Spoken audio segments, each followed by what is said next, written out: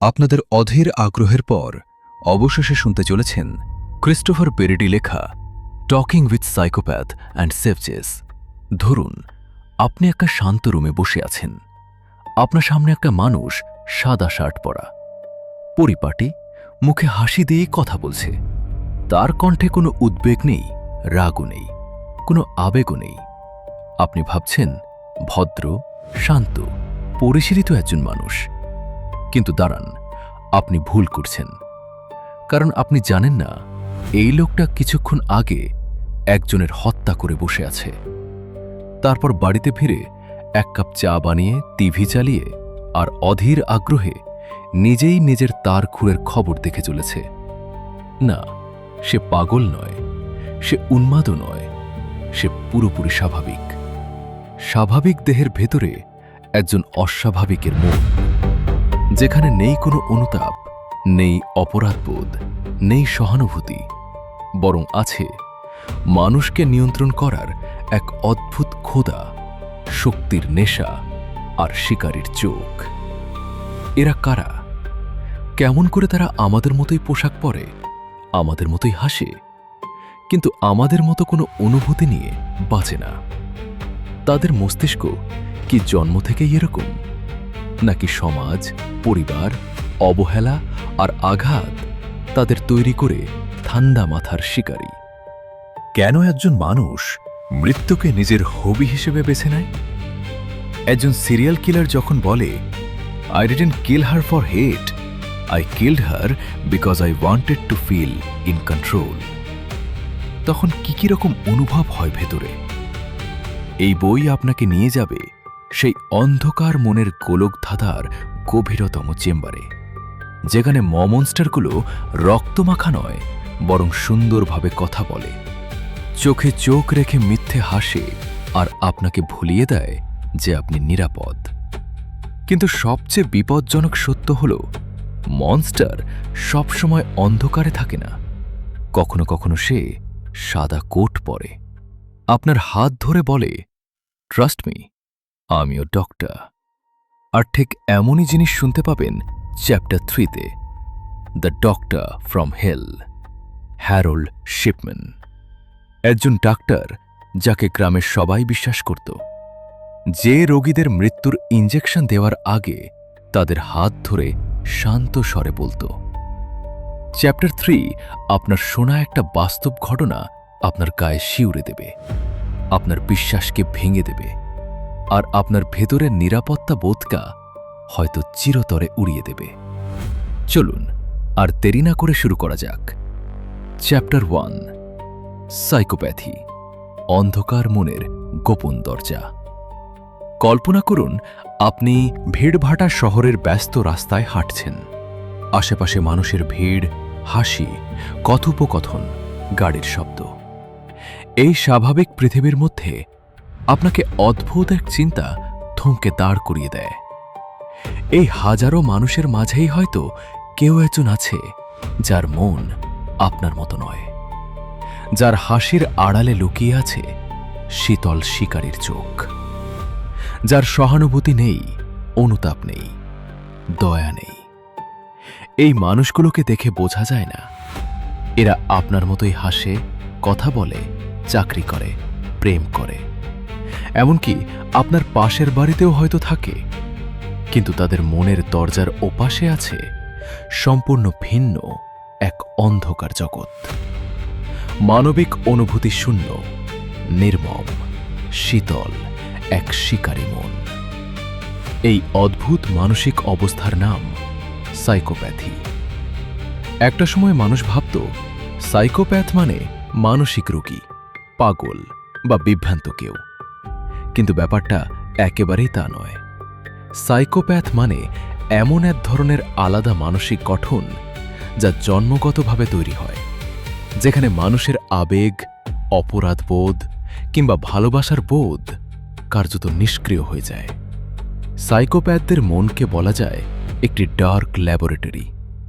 সেখানে অনুভূতির বদলে থাকে গণিতের মতো নিখুঁত হিসাব, সংবেদনশীলতার বদলে থাকে কৌশল আর স্বার্থপর প্রবণতা। অনুভূতি, বিবেক, মানবিকতা মানুষকে মানুষ বানায়। কিন্তু সাইকোপ্যাথদের মনে এই অংশ জন্মগতভাবে দুর্বল বা নিষ্ক্রিয়। তারা ব্যথা, কান্না, ভয়, অপরাধবোধ এই সব অনুভূতিগুলো অনুভবই করে না। আপনি হয়তো ভাবছেন, তাহলে কি তারা কখনো আবেগ অনুভব করে না? তারা অনুভব করার অভিনয় করে, তারা অনুভূতিশীল হওয়ার অভিনয় করে, তারা প্রেমের অভিনয় করে, দয়ার অভিনয় করে, এমনকি কান্নার অভিনয় করে, কিন্তু ভেতরে শূন্য। তারা অত্যন্ত বুদ্ধিমান, নাটুকে এবং কৌশলী। এদের অনেকেই চমৎকার বক্তা, আকর্ষণীয় ব্যক্তিত্বের অধিকারী, আত্মবিশ্বাসী, তীক্ষ্ণ দৃষ্টিসম্পন্ন। মানুষের মন পড়তে পারে। তারা অদ্ভুত দক্ষতায় কে কি চায়, কোন কথা শুনলে আবেগী হয়, কোথায় দুর্বলতা, সব সঠিকভাবে শনাক্ত করতে পারে।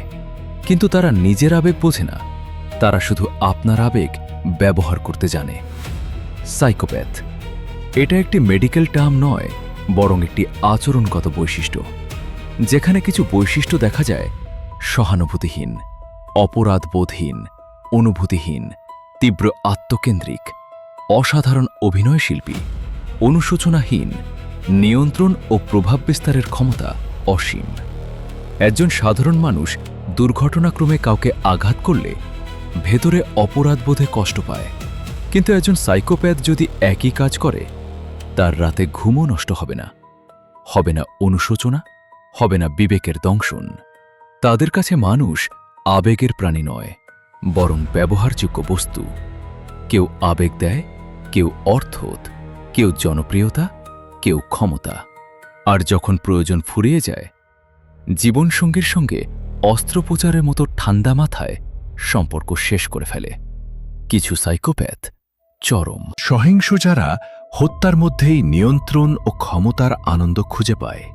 আবার অনেকেই কোনো খুন বা অপরাধ না করেও সারা জীবন প্রভাবশালী। সমাজে স্বাভাবিকভাবে ভাবে জীবন কাটিয়ে দেয়। তাদের বলা হয় ফাংশনাল সাইকোপ্যাথস বা সামাজিকভাবে সফল সাইকোপ্যাথ। এরা থাকতে পারে কর্পোরেট অফিসের সিইও, একজন আইনজীবী, রাজনীতিবিদ, দক্ষ doctor, stock broker, television anchor, অথবা আপনার খুব কাছের একজন কেউ। তাদের সাথে কথা বললে ভয় পাওয়া যায় না, বরং মুগ্ধ হওয়া যায়। তারা আত্মবিশ্বাসী, তীক্ষ্ণ বুদ্ধি, দূর জেতা, একদম নিখুঁত শিকারী। একজন সিংহ যেমন শিকার করার সময় পাল্টা সময় দুর্বল হরিণটিকে আলাদা করতে পারে, তেমনি একজন সাইকোপ্যাথ আপনার ভেতরের দুর্বলতাগুলো নিখুঁতভাবে বুঝতে পারে।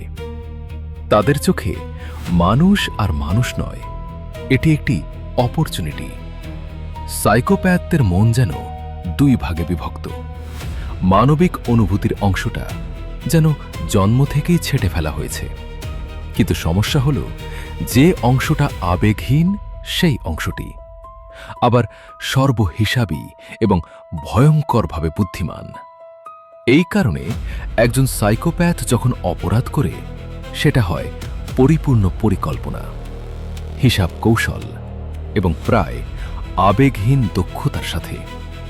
মজার বিষয়, একজন সাধারণ অপরাধী খুন করার পর হয়তো পালিয়ে যায়, ভয় পায়, অনুশোচনায় ভোগে, ভুল করে।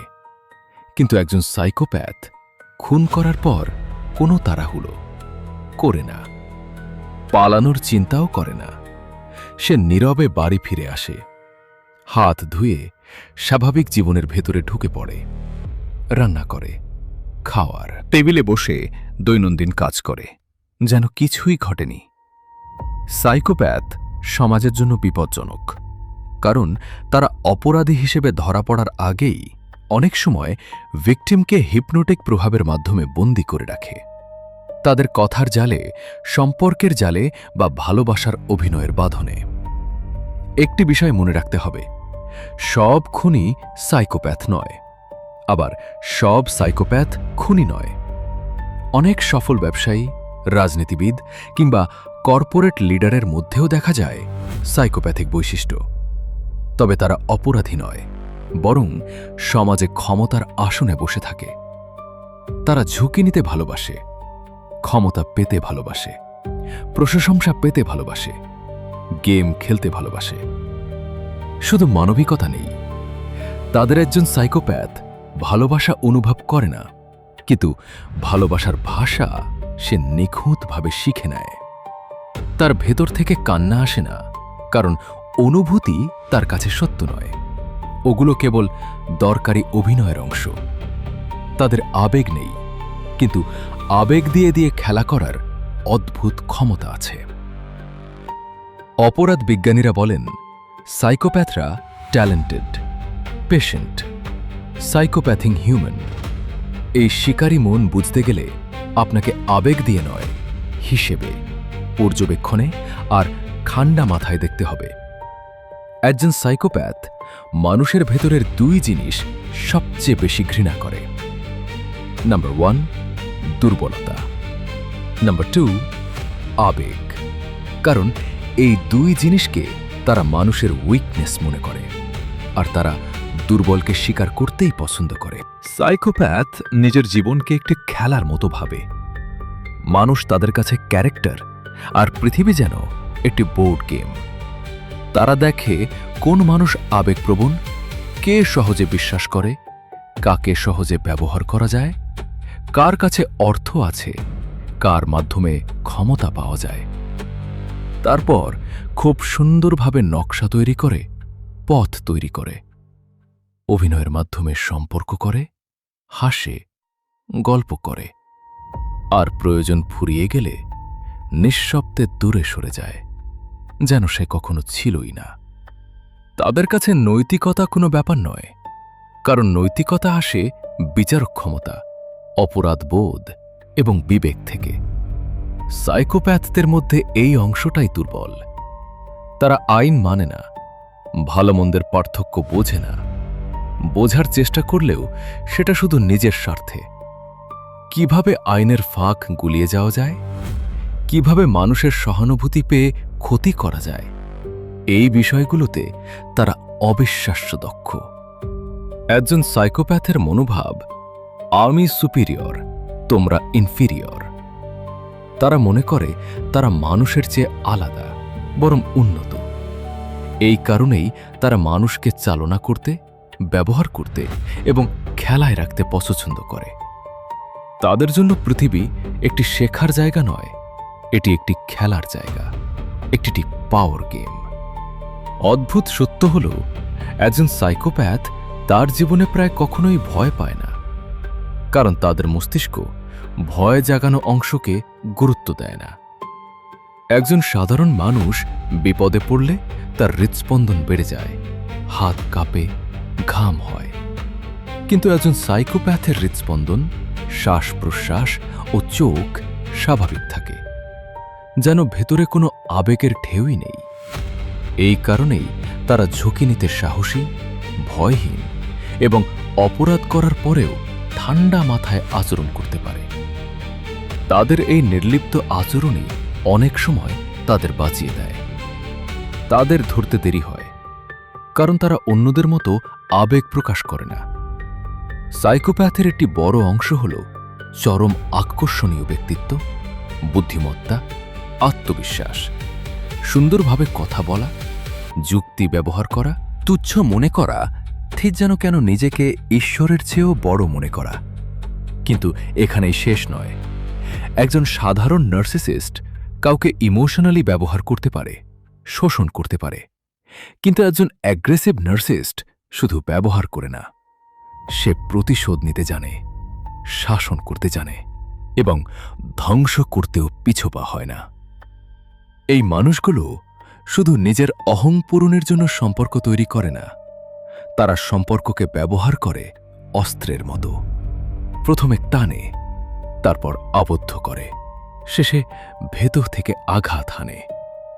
তাদের কাছে সম্পর্ক মানে সমতা নয়, বরং শ্রেষ্ঠত্ব ভার্সেস অধীনতা, আমি ভার্সেস তুমি, মালিক ভার্সেস পুতুল।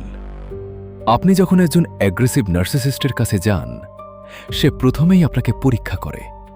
আপনার দুর্বলতা খুঁজে বের করে। আপনি কোথায় আবেগপ্রবণ, কোথায় অহংকার, কোথায় ভয়, কি আপনাকে সবচেয়ে বেশি কষ্ট দেয়।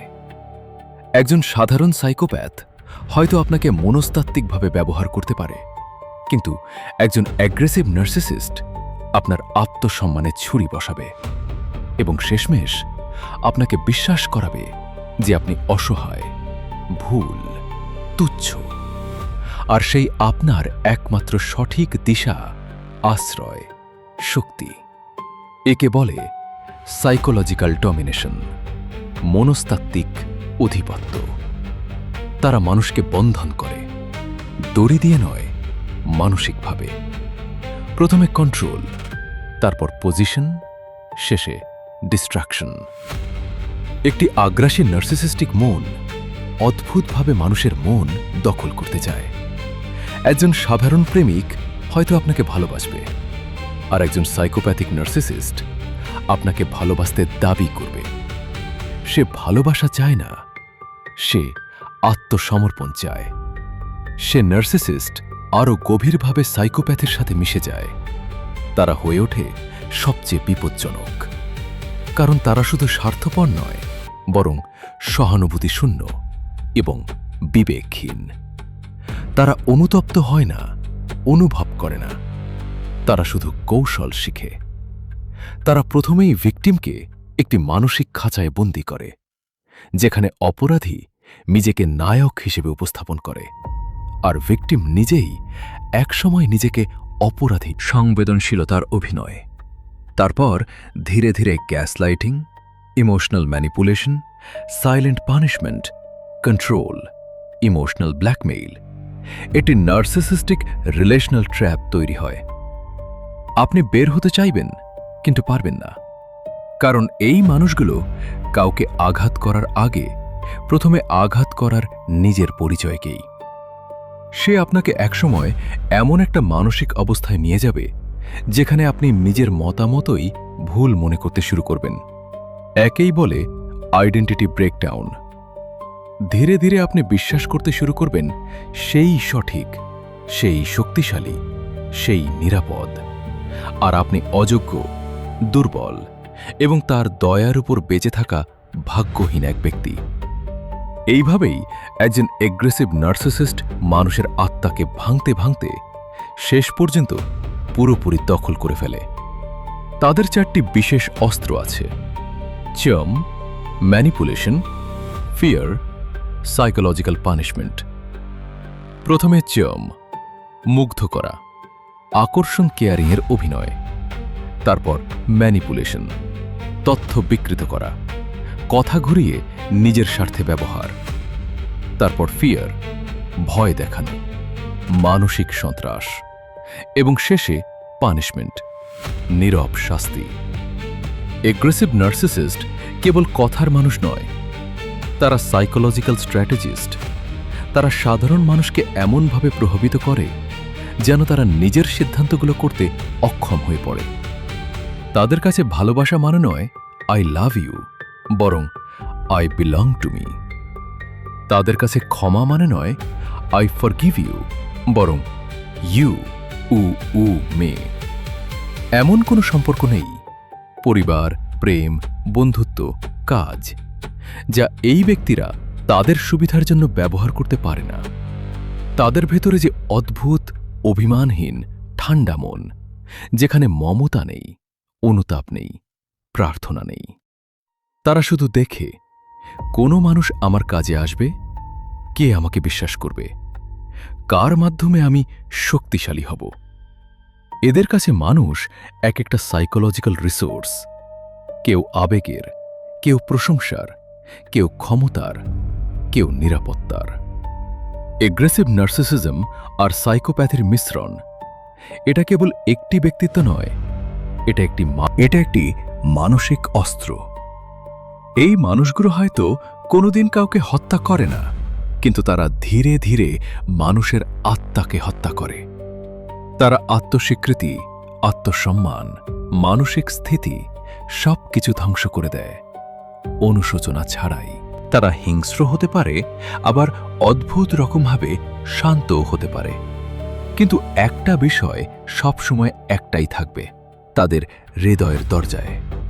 আপনি যতই ধাক্কা দিন, কখনো সাড়া পাবেন না, কারণ দরজার ওপাশে কারো উপস্থিতিই নেই। শুধু আছে শীতল অন্ধকার, নিঃশব্দ এক শিকারী মন। সাইকোপ্যাথিক নার্সিসিজম শেখায় সব বদলি কারাগারে থাকে না। অনেক বদলি চলে জীবনের ভেতরেই, অদৃশ্য শিকলে বাঁধা একটি অস্ত্র, মুখোশ পরা মানুষের দাস হয়ে। চ্যাপ্টার 3, ডক্টর ফ্রম হেল। স্টেথোস্কোপের আড়ালে লুকানো মৃত্যু। ভাবুন, একটা শান্ত ব্রিটিশ শহর, চোখে পড়া যাচ্ছে টাকা বাড়ি, পাথরের ফুটপাত, সাদা গির্জা আর রোদে উজ্জ্বল হাসপাতাল। দেখলে মনে হবে এ যেন রূপক কথার কোনো আশ্রয়, নিরাপদ, উষ্ণ, মানুষের ওপর মানুষের বিশ্বাস, নিখুঁত প্রতিচ্ছবি। এই শহরের মানুষগুলো এক নাম খুব বিশ্বাস করে। দরজায় চোখে চোখে একটাই নাম ভেসে আসে, ডক্টর হার্ড শিপম্যান। হাসি খুশি মানুষ, সদয়, প্রয়োজনের সময় সাহায্য করেন, খুব বেশি কথা বলেন না, কিন্তু তার উপস্থিতিতে এক ধরনের অদ্ভুত শান্তির অনুভূতি হয়। রোগীরা বলতেন ডক্টর হার্ড ভেবে। আসন সত্য, তার হৃদয় নেই, ছিল শুধুই বরফ। পরিবারে জন্ম। ছোটবেলা থেকেই পড়াশোনায় ভালো, পরিষ্কার পরিচ্ছন্ন, চুপচাপ।